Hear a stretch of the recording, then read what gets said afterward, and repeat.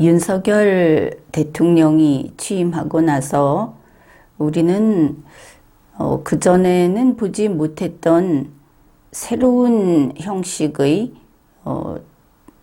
대통령의 발언을 접하게 되었습니다. 그게 바로 도어 스태핑이라고 하는, 그래서 이거를 우리말로 옮겨보자면 문지방 코멘트, 이 정도 하면 되겠습니다. 윤석열 대통령의 이러한 도어 스태핑이 어쩌면 윤석열 씨 자신의 스타일에는 맞는지도 모르겠습니다. 그러나 이것이 대통령이 미국 대통령처럼 정식으로 기자회견을 하면서 내용 있는 답변을 해주는 그런 것과 비교하면은 너무나 크게 그 질적인 면에서 떨어진다, 이렇게 평가를 합니다. 예를 들면 그런 겁니다. 윤석열 대통령의 도어 스태핑이라고 하는 것은 700원짜리 물건을 1000만 개를 사는 것과 같다. 본인은 이것도 준비하는 게 어려울 수는 있겠지만 우리가 보기에는 그냥 한마디씩, 그러니까 채팅하듯이 이렇게 발언을 하고 지나가는데, 참 이게 대통령의 발언이라고 할 수 있는가? 대통령의 정책에 대한 답변이라고 할 수 있는가? 그렇게 보입니다. 그런데 거기에서 그치지를 않고 연일 사고를 치고 있다. 이게 더 큰 문제가 되겠습니다.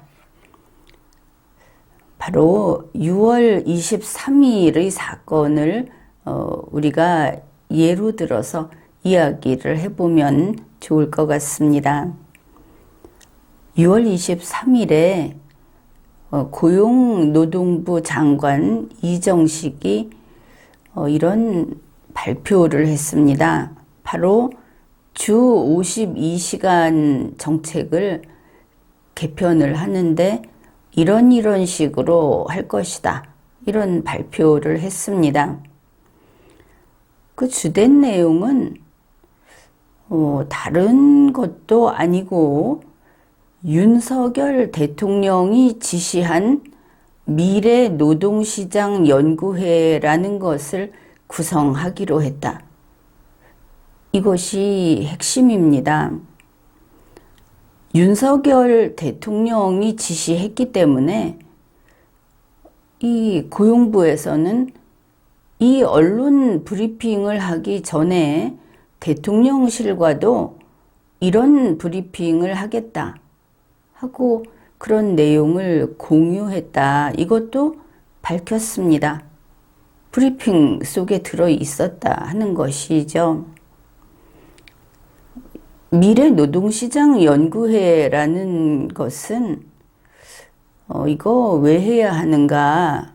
그게 이제 윤석열 후보가 이런 정책을 공약을 했는데 실제로 그 정책을 실행을 하려고 하면은 공약했을 때하고는 달라지겠죠.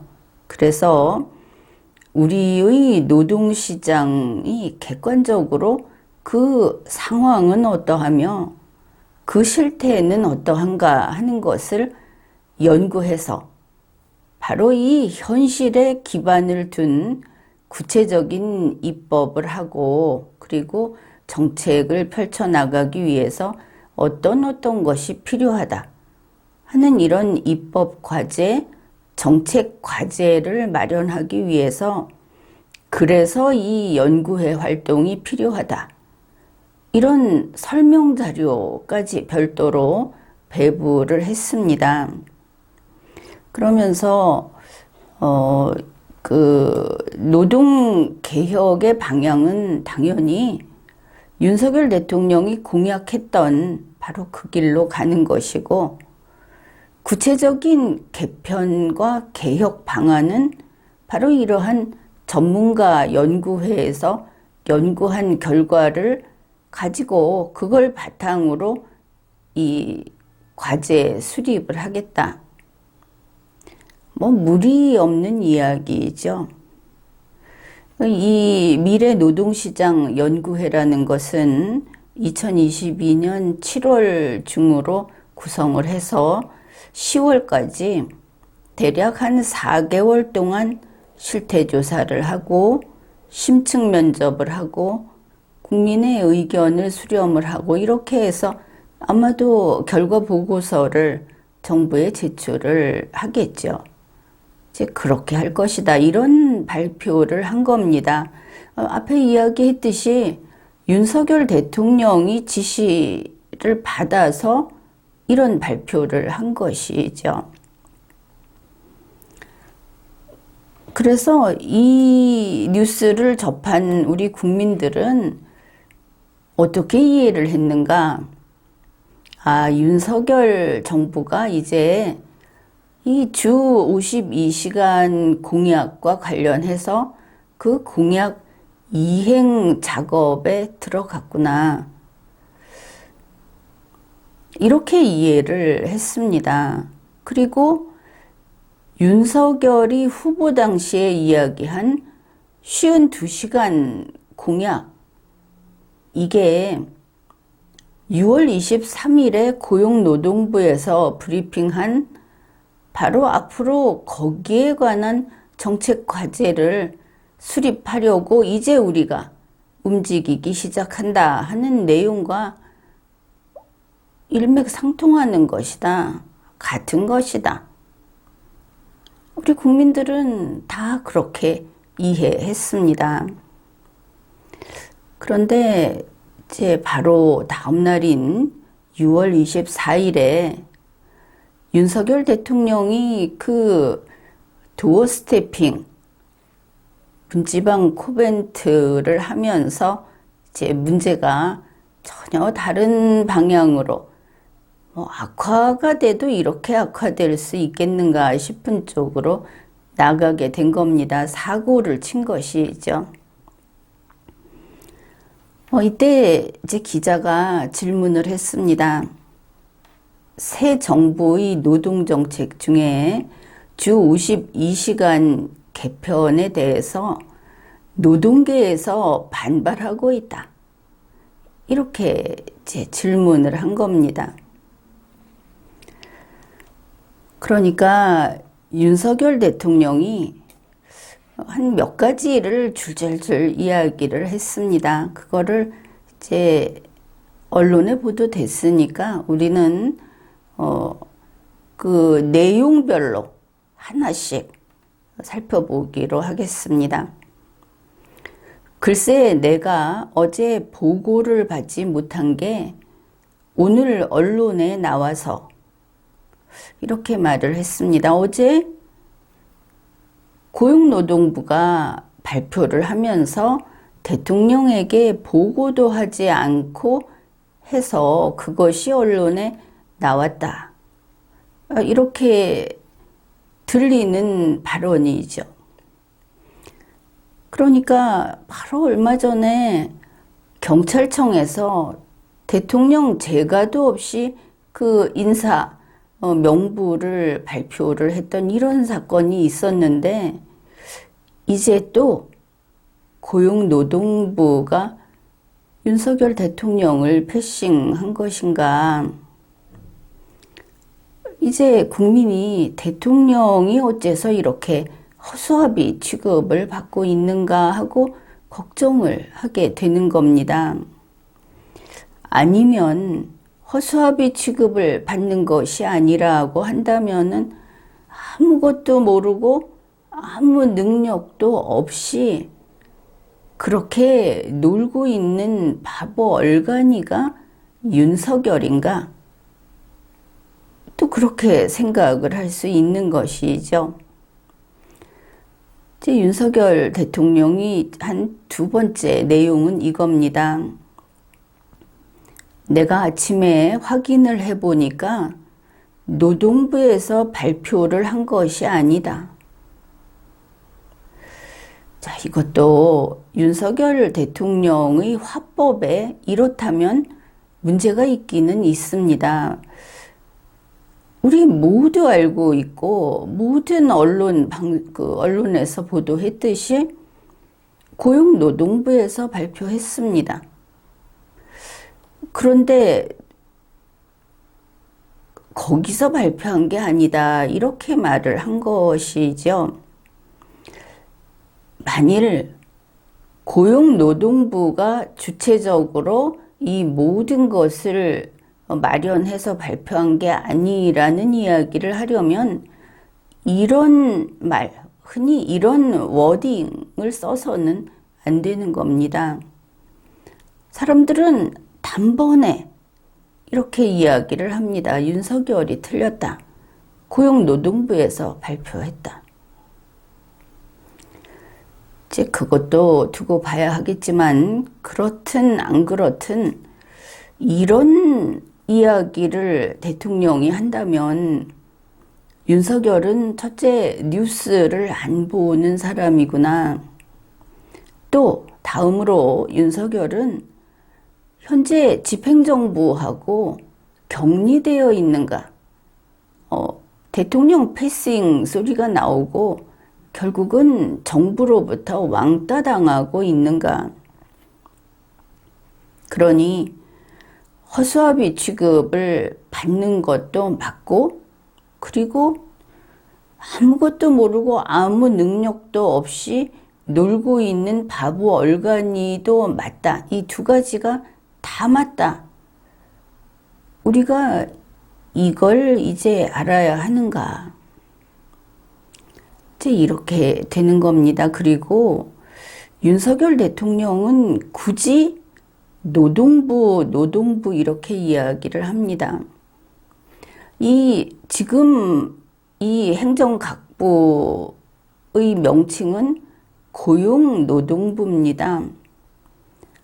그래서 고용노동부라고 하지 않으려면, 줄이려면 고용부 이래야 되겠죠. 앞에 것을 살려준다.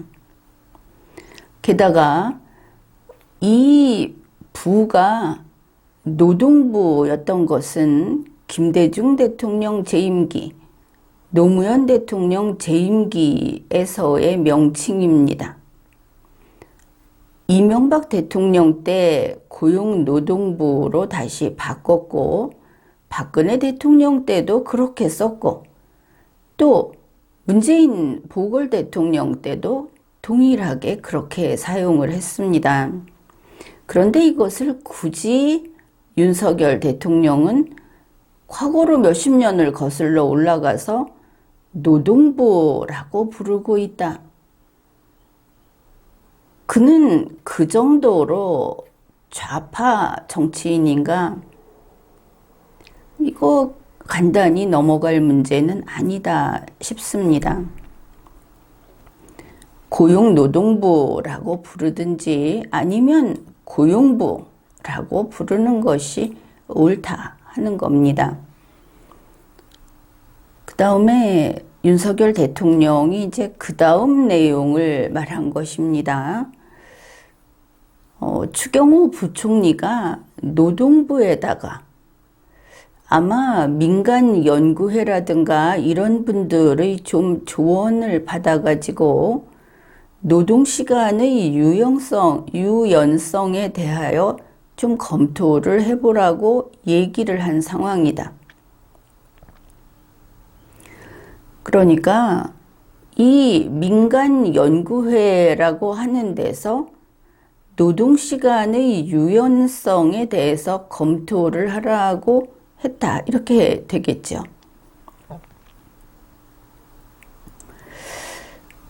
그러면은 앞에서 고용부에서 밝힌 것과 같이 이 민간연구회에서 주로 하는 것이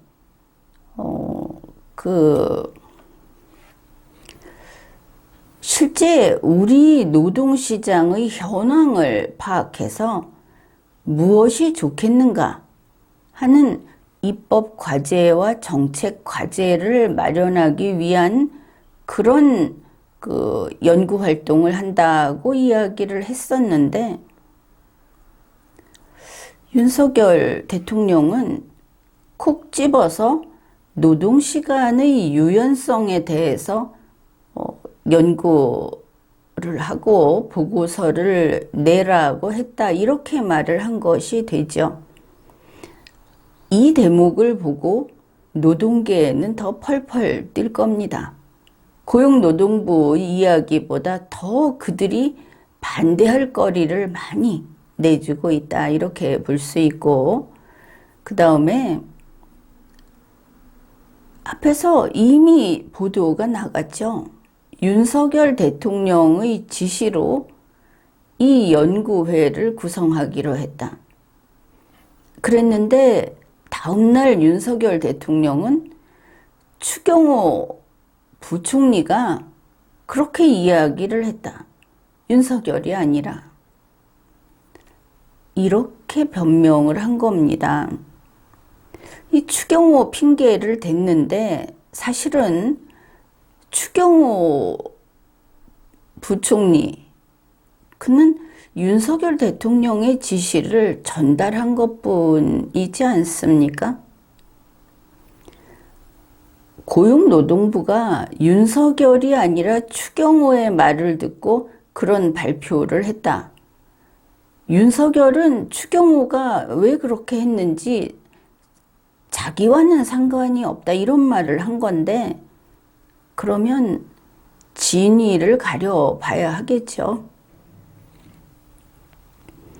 그 다음에 윤석열 대통령은 이렇게 다 이런 방향으로 연구를 할 것이다. 그러니까 앞으로 연구 보고서가 나오고, 그리고 정책을 그때 가서 확정을 지어서 이렇게 할 거다.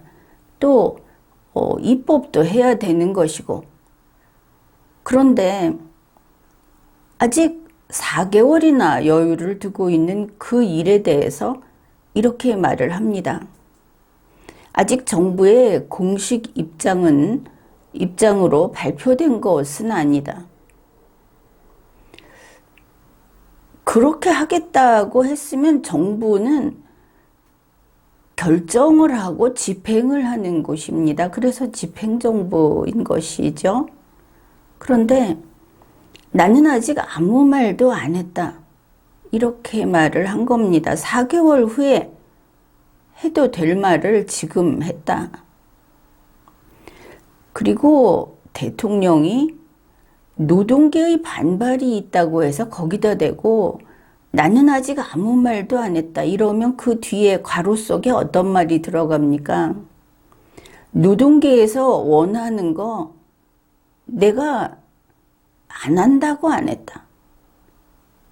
원하는 것은 해줄 수도 있다. 이런 게 들어있는 것이죠.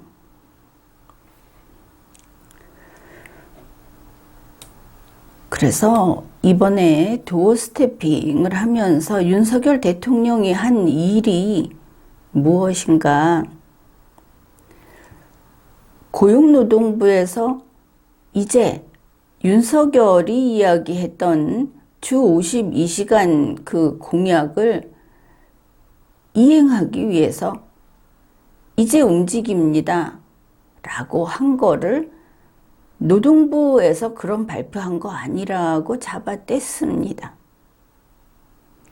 그 다음에 윤석열의 지시를 받았다고 노동부에서 발표를 했고, 대통령실과 이미 오늘 이런 걸 한다고 이미 이야기도 했다는 그 부분에 대해서 그 연구회를 만드는 것은 추경호 생각이다, 이런 겁니다. 윤석열 본인의 심부름을 추경호가 한 건데 그 책임을 전가하고 거짓말을 한 것이죠. 그러니 추경호 때문에 고용노동부가 그런 브리핑을 한 것이라고 윤석열이 말을 해버린 겁니다. 이거 정부의 입장 아니다 이러면서 번복한 것입니다. 원래 이렇게 되면 대통령이 말을 하면 사후에 모든 것이 그게 그런 뜻이 아니었어 하면서 대통령의 말에 다시 갖다 붙이는 것이 정직하지 못하고, 그리고 국민의 뜻에 따르지 않는 정부가 하는 짓입니다. 그런데 이번에 다들 그런 모습을 보였습니다. 결국 윤석열 대통령이 한 일은 내가 그런 거 아니야, 내 잘못이 아니야, 저 사람들 탓이야, 이 말을 한 겁니다. 그런데 이런 일이 처음이 아니죠. 취임 선서를 한 그 이후로, 아니 당선자 신분이 된 이후로도 윤석열은 이런 모습을 무수히 보여왔습니다. 그런데 그때마다 모두들 아니 사실은 윤석열이 옳다, 심지어 내가 실수했다, 내 잘못이다, 오해다, 어떤 때는 그 말을 잘못 알아들은 국민 너희가 틀린 거다, 우리도 안 틀리고 윤석열도 안 틀렸다, 이런 말도 했습니다. 국민을 그렇게 우습게 알아서야 되겠습니까? 모두들 윤석열이 옳다고 한다. 여기에서 우리 국민은 이건 또 무슨 소리냐? 이럴 수밖에 없는 겁니다. 이번에도 동일했습니다. 권기섭 고용부 차관은 이렇게 말을 했습니다. 6월 23일 이정식 고용노동부 장관이 이야기한 것은 정부의 최종안이 아니다. 윤석열 대통령의 말이 맞다. 권기섭 차관은 말만 가지고 따져서 이렇게 답변을 했는지 모르겠는데, 이런 식으로 윤석열이 옳다고 하면 안 되는 겁니다. 왜냐하면 윤석열은 지금 바로 그 말을 한 것이 아니기 때문입니다. 그것은 이제 우리가 이 논의를 하면서 계속 확인을 할 겁니다. 그런가 하면 고용부의 관계자는 보고를 받지 못한 것이 언론에 나왔다고 한 윤석열의 말이 맞다 이랬습니다. 자기들이 대통령의 지시로 그 발표를 했는데 대통령실과 브리핑하기 직전에 또 그 사실에 대해서 이야기를 했는데 왜 이렇게 말을 할까? 국민이 바보 되는 기분이 들죠. 그런데 이렇게 말을 합니다. 윤석열 대통령이 한 말 중에 보고를 받지 못했다고 하는 것은 바로 요거다. 바늘구멍 같은 특정한 곳, 이거를 지적해서 이야기를 합니다. 현재 검토 중인 연장 근로시간을 월 단위 총량으로 관리한다고 하는 것이 언론에서 마치 이게 확정된 것처럼 보도된 것, 바로 그거를 윤석열 대통령은 보고받지 못한 거다. 그런데 윤석열 대통령이 도어 스태핑에서 뭉뚱그려서 보고받지 못했다, 나는 책임이 없다 하고 변명을 했습니다. 요거를 콕 집어서 이야기한 것 아니죠.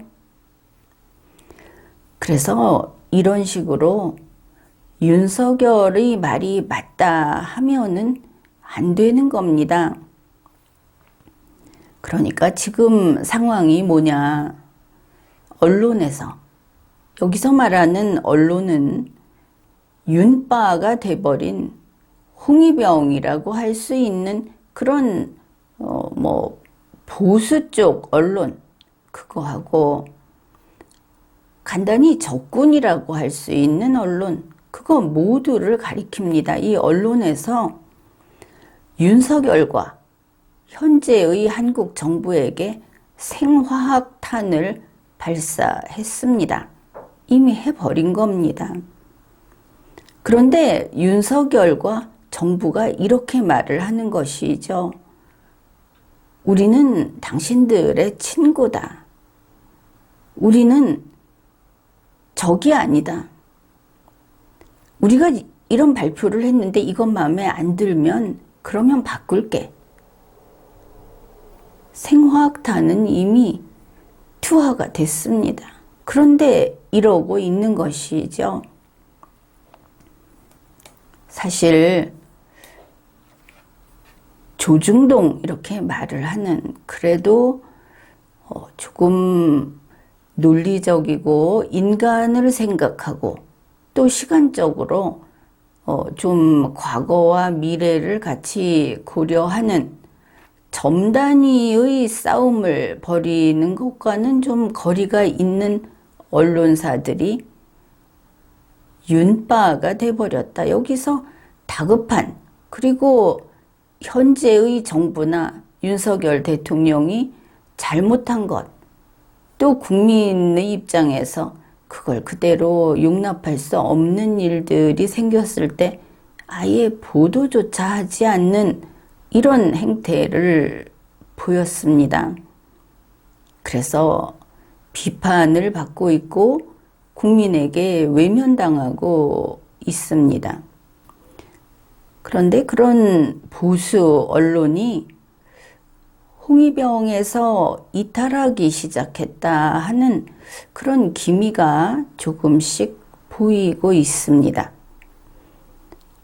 이것과 관련해서 한 가지 예를 들자면 6월 24일 중앙일보의 그 뉴스 제목입니다. 정부가 주 52시간 발표했는데 윤석열은 정부의 공식 입장이 아니라고 한다. 왜 그럴까? 이 정도는 나와줘야 하겠죠. 그런데 보수 언론이 홍위병에서 이탈한다 하는 게 이제 그럴만도 하다 싶습니다. 한 달이면 충분한 것 아니겠습니까?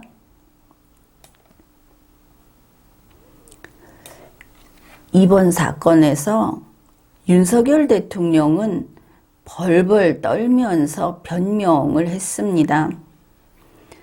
그것은 바로 6월 24일 윤석열이 문지방 코멘트를 한 데서 우리가 알 수 있는 것이죠. 보니까 그가 답변한 게 뭐 한 달락 정도 되는 답변인데 그것을 보면은 윤석열은 주 52시간 개편에 대해서 반발이 있다는 사건, 그거 알고 출근했다. 윤석열은 6월 24일 당일에도 기자가 한 질문을 정확히 이해하지 못하더라. 윤석열이 보고 못 받았다 하는 것은 거짓말이다. 이거는 악마의 디테일 수법이다. 그냥 보고 못 받았다 이렇게 완전히 손 떼는 그런 말을 했지만 이제 물어보면 바로 한 점에서 이 주 단위로 계산하던 연장 근로시간을 월 단위로 하기로 한 바로 그거였다. 이렇게 빠져나갈 것을 알 수 있습니다. 그러나 국민을 향해서 답변을 할 때 이런 꼼수는 용납이 되지 않습니다. 국민은 법정에선 피고인이 아니기 때문입니다. 윤석열은 뉴스를 봤다고 합니다. 뉴스 보고 출근한 것이죠. 그런데 그 뉴스에서 고용노동부가 발표한 내용, 그것도 정확히 이해 못한 것을 알 수 있습니다. 윤석열은 추경호 때문에 고용노동부가 23일에 그러한 발표를 했다고 거짓말을 했습니다. 그래, 윤석열은 그 반발, 자기에 대한 반발에 경기를 일으키는 모습을 보인 것입니다. 그래서 4개월 버텨서 이야기해도 될 것을 이렇게 하루 만에 후다닥 변명을 한 것입니다.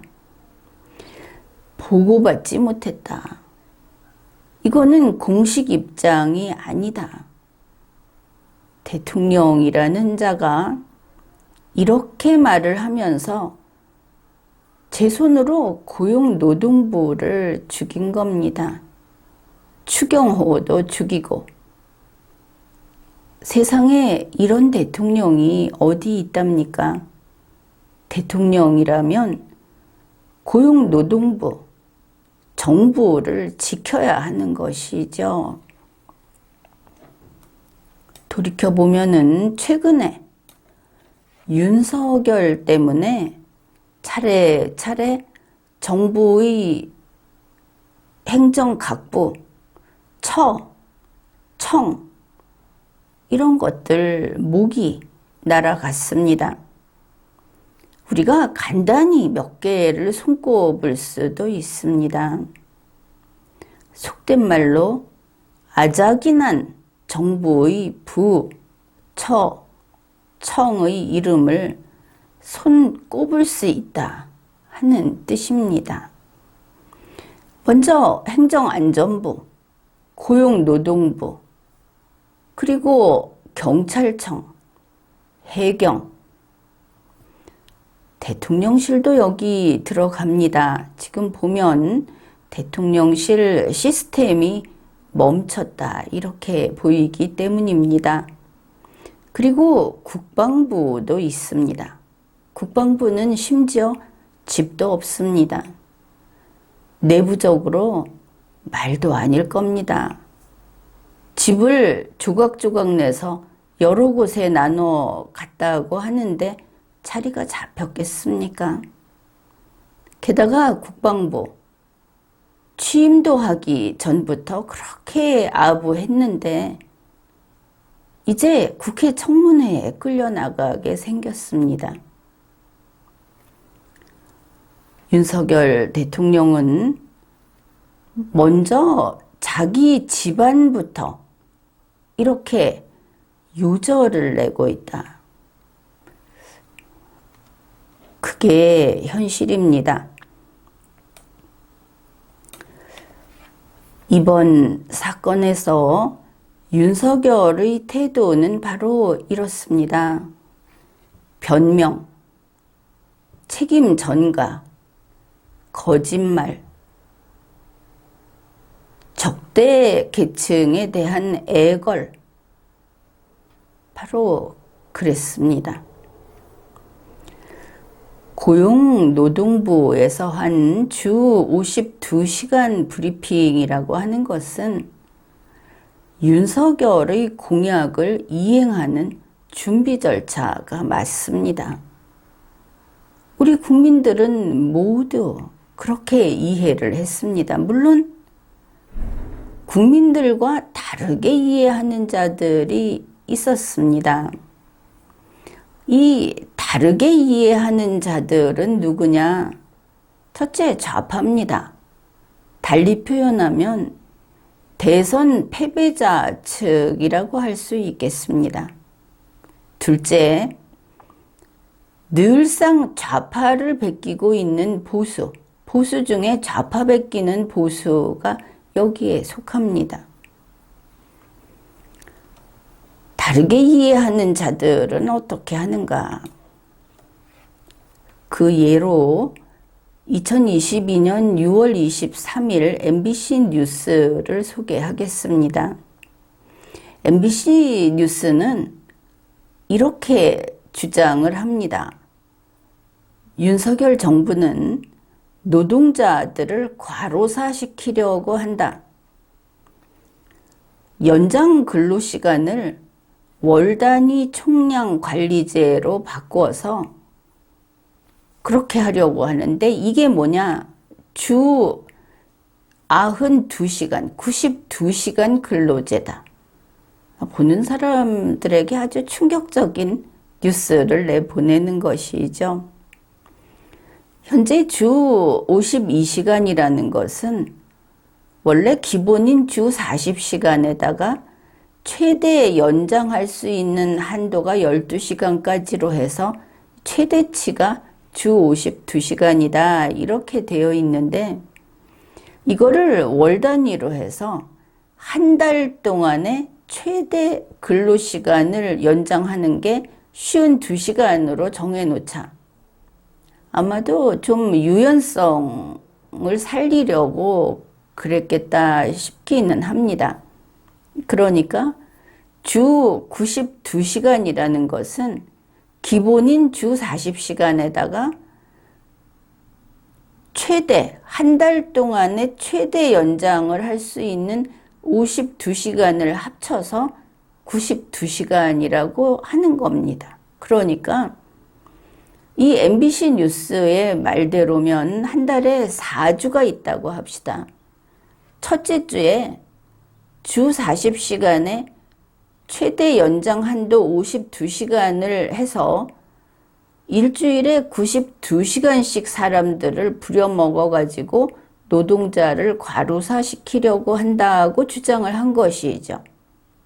그런데 이게 무슨 뜻이냐? 가령 이렇게 본다 하더라도 둘째, 셋째, 넷째 주는 그냥 주 40시간밖에 못한다. 이런 뜻이 됩니다. 52시간을 한 주에 다 써버렸으니까. 이렇게 되면 MBC 뉴스가 시청자에게 올바른 정보를 전하려는 노력을 하지 않았다. 자기들이 원하는 방식으로 편집, 재배치한 뉴스를 자극적인 뉴스를 만들어서 내보냈다. 이것을 알 수 있죠.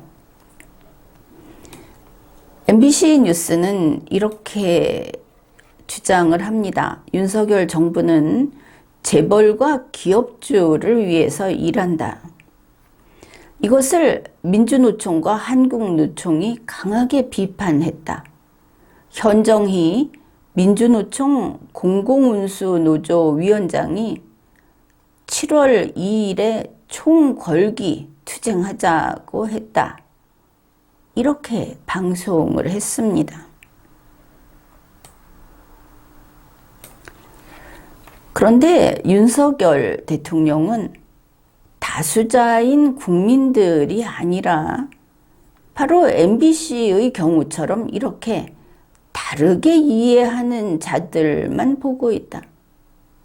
좌파를 베끼는 보수 윤빠, 그보다 더 아주 민감하게 더 중시하면서 보고 있는 게 바로 이 대선 패배자 측이라고 하는 좌파들이다. 이것을 알 수 있습니다. 왜냐? 바로 그래서 6월 23일에 벌써 또 추가 보도가 나오지 않았습니까? 서둘러서 이렇게 보도했습니다. 주 40시간으로 가기도 하고 또 주 60시간으로 가기도 해서 주 52시간을 조정하려고 한다. 주 92시간이라는 소리에 그 좌파 쪽에서 분노가 폭발할까 두려워서 이런 걸 내보낸 것이죠. 그러니까 윤빠들, 좌파를 베끼는 보수 언론에 이거 일제히 널리 퍼뜨렸습니다. 그리고 6월 24일에 윤석열 대통령이 도어 스태핑 여기 나와서 나는 아니다. 저 사람들이 나쁘다. 장관이 나쁘고 부총리가 나쁘다. 이렇게 말을 한 것이죠. 그러면 윤석열 대통령은 왜 이렇게 좌파들에게 벌벌 떨고 있을까? 윤석열 대통령은 왜 좌파들을 위해서 좌파들을 이 대한민국 정치의 바이블이라고 여기고 있을까? 여기에 대해서 우리 이제 잠시 상상을 해봅시다. 만일 윤석열 대통령을 지켜주는 친위 그룹이 있다고 해봅시다.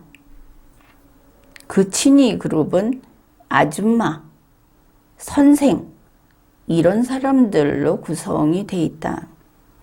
이 아줌마나 선생이라고 하는 사람들은 행정을 모르고 공무수행을 모르고 이런 국가나 정부와 같은 질서정연한 시스템을 전혀 모르는 사람들이다.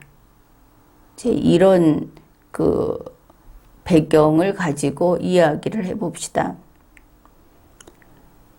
이 친위 그룹에 있는 사람들이 이번 대통령 선거에서 사이버전을 담당했었고 자기들의 사이버전 그리고 나름대로 성과를 냈다. 그리고 들여다보면 윤석열은 상상을 초월하는 빈 깡통이다. 그래서 그렇게 사이버전을 통해서 선거에 승리하고 물론 환경적인 요건도 있었지만 대통령이 취임한 후에도 이 친위 그룹이 능력을 발휘해서 대통령을 지키고 정부를 지키고 있다. 이런 상상을 해보는 겁니다. 왜냐하면 현재 윤석열 대통령 그리고 이 집행정부에서 일 처리하는 것들, 나오는 문건들, 이 모든 것이 도저히 정부스럽지 않다. 도저히 대통령스럽지 않다. 지금 국민의힘에 있던 사람들이 이 정부에 들어간 그런 인물들이 있는데 그들도 그렇게까지 기본이 없지는 않다. 그런데 그들의 목소리가 나오지 않고 있다. 대부분. 이런 면에서 이런 생각을 해보는 겁니다. 실제로 보면은 윤석열 대통령과 윤석열 정부, 물론 대통령실 쪽에서 이걸 꽉 잡고 있다고 보이기는 합니다. 그런데 이게 법치 행정이 아니라는 겁니다. 법치 행정이라면 지금쯤 뭔가 이루었어야 하고 그리고 진행이 됐어야 하고 지금과 같은 저런 우왕좌왕에서 다시 원점으로 회귀하는 일은 없었어야 한다. 그런 것이죠. 법치 행정이 아니라 마치 무슨 흰 수염을 길게 기른 도사가 설법하듯이 건성건성하고 있다. 이런 우리의 상상이 맞아 들어간다면 윤석열은 국민 세금으로 술독에 빠져서 살아도 되고 결국 자기들은 윤석열의 취권이 통했다. 도사의 설법이 미래를 정확하게 맞췄다. 그 신통력이 대한민국을 휘어잡았다. 이런 소리들을 할 수 있겠죠. 다시 현실로 돌아옵시다. 아무튼 이렇게 법치 행정이 이루어지지 않는 윤석열과 현재의 집행정부, 여기에서 우선 윤석열 대통령을 보면 그의 지지율이 계속 떨어지고 있습니다.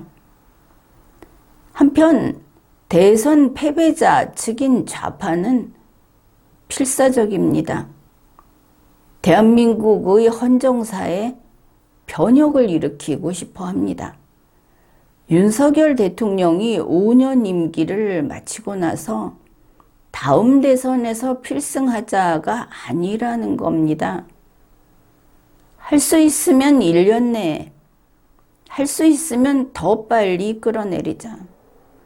탄핵이 안 되면 한 번 더 대규모 촛불 집회로 간다. 국회가 다시 한번 무릎을 꿇게 만들고 헌재도 그렇게 만들고 해서 끌어내린다. 아니면 군중의 힘으로 그냥 물리력으로 쫓아낸다. 민주화 군중의 손아귀에 윤석열과 김건희 또 그 주위에 있는 그런 공직자들을 넘겨받겠다 이러고 있습니다. 좌파는 윤석열이 무슨 짓을 해도 아무리 이쁜 짓을 하고 그쪽에 원하는 대로 다 해주겠다고 하고 보수는 좀 밀어놔도 봐주겠지. 이런 착각에 빠져서 무슨 짓을 한다고 하더라도 윤석열을 끌어내릴 겁니다. 지금도 윤석열 측에서는 친문을 동지로 여기고 있는 듯 합니다. 그런데 그들은 친문은 동지라고 해도 그들을 뺀 이게 얼마 안 되니까 나머지 좌파들이 무서운 겁니다. 우파보다 무서운 것이죠.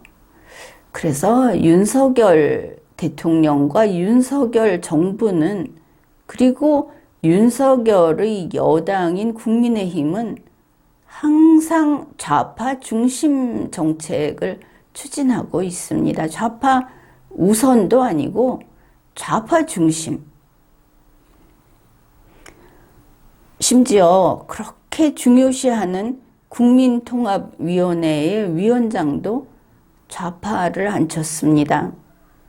국민을 통합하려면 우파로 통합을 해야 하지 않겠습니까? 이게 대한민국 헌정사 편인데, 자유민주주의 사상인데, 그걸 깨뜨리는 좌파로 지금 통합을 하고 있는 겁니다.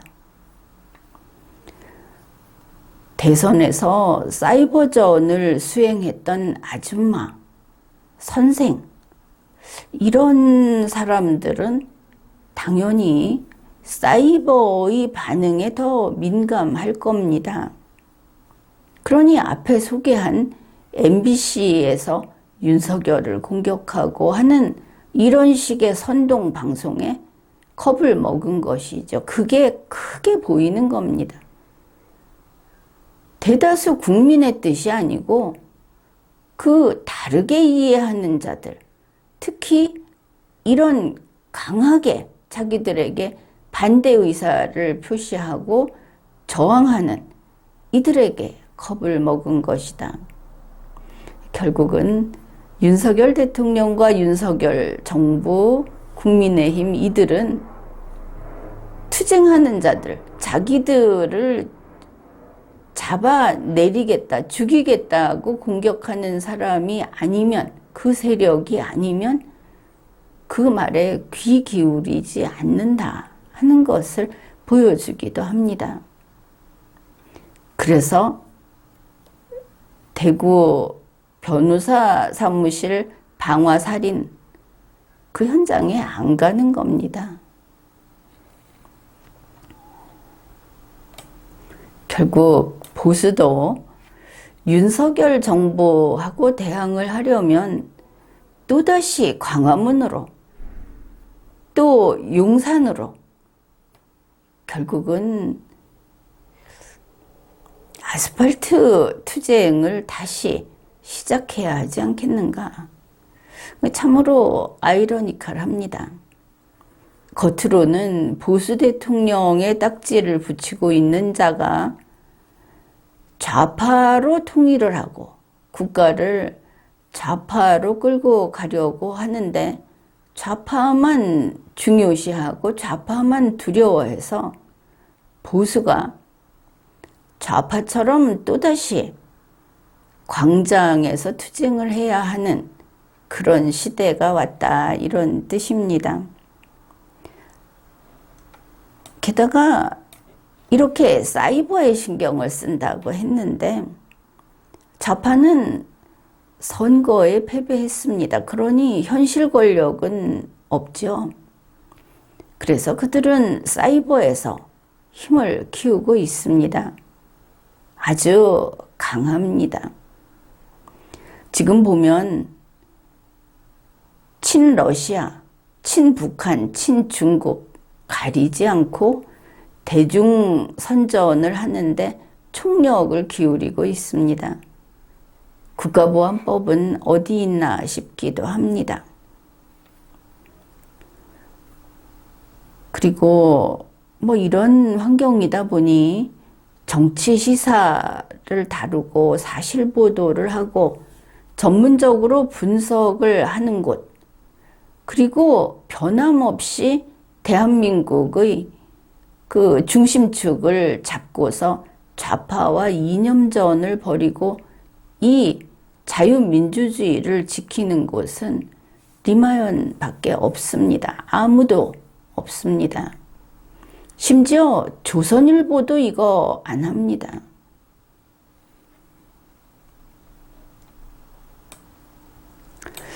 그래, 이번 일을 보면 윤석열 대통령이 벌벌 떤다. 그런데 사실 이번 일은 무슨 실수가 있었던 것도 아닙니다. 이게 좀 더 심한 것이죠. 뭔가 뜻하는 대로 안 갔든지 국민이 거기에 반대하고 나선 아무래도 다수와 다른 입장에서 뜻밖의 강하게 반대하고 나섰다든지 이런 문제가 있을 수 있는데 이번 일은 심지어 그거조차 아니다. 아주 평이한 그런 브리핑이었는데 손가락질 하니까 그냥 깨갱하면서 거의 사죄하는 모드로 들어갔다. 그게 눈에 띄는 것입니다. 정치 경력이 있던지 대한민국에 대한 국가 정체성, 자유민주주의에 대한 이념적인 올바름, 올고즘, 이런 확고한 신념만 있으면 문제조차 될 수 없는 일에 윤석열은 왜 겁을 먹는가? 윤석열의 그 친위대는 어째서 이것을 그렇게 다급한 일로 여겼는가? 그것은 윤석열이 실은 빈 깡통이고 그의 친위 그룹은 무질서한 아줌마와 선생들이어서 그런 게 아닌가. 또다시 이런 의문이 생기는 겁니다. 그런데 이번에 보인 것과 같은 그런 대통령이 그런 위기감에 쫓기면 반드시 나타나는 현상이 있습니다. 우리가 지난 인류사 수많은 기록 이런 것을 돌이켜보면 정말 이 현상은 바로 이런 때 나타나더라 하는 것을 알 수 있습니다. 그것은 지도자가, 대통령이 책임을 회피하고 거짓말하고 지시를 번복하는 바로 그런 것입니다. 이번에 윤석열 대통령은 나는 보고 못 받았다 이랬습니다. 사실 이게 처음이 아니죠. 지난 며칠을 보더라도 번번이 이런 말이 나왔습니다. 대통령이 보고를 못 받았다. 이것은 갈 때까지 간 겁니다. 윤석열이 넘지 말아야 할 선을 넘은 것입니다. 윤석열은 대통령입니다. 대통령이라면 자기가 안고 가야지. 그것을 부하에게 떠넘기는 것이 말이 됩니까? 그것도 사실도 아닌데. 윤석열의 행태를 보면 심지어 적에게, 좌파에게 그 옆에 가서 그들에게 미소를 지으면서 자기 부하에게 손가락질하고 비난을 한 그런 경우입니다. 윤석열은 이미 리더십을 상실한 것입니다. 보수 우파는 윤석열이 이미 파워를 잃었다 하는 것을 깨달아야 합니다. 지금 어떻게 해서라도 부여잡고 버텨보고자 하는 껍질만 정권 교체, 이거 얼마 못 갑니다. 리마연이 끝났다고 하면 끝난 겁니다. 지금도 리마연더러 윤석열을 살려달라. 그래도 어떻게 이긴 대선인데 보수 정권을 지켜달라 이렇게 이야기들을 합니다.